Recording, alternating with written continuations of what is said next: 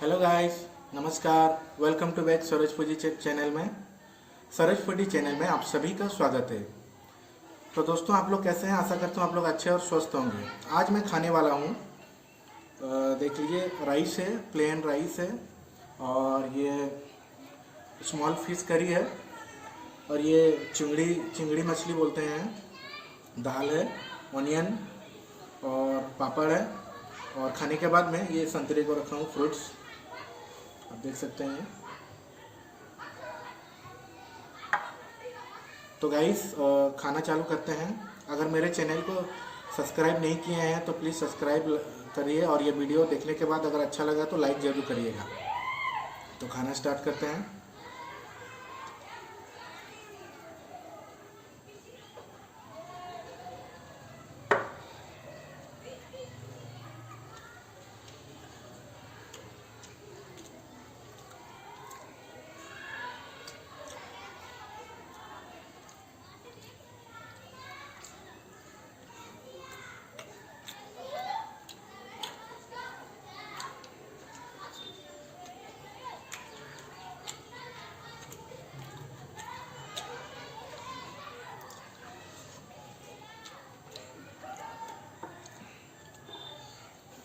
आलू,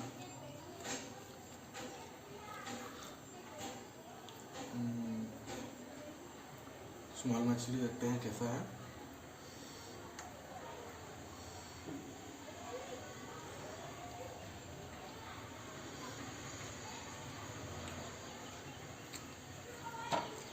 एकदम सही।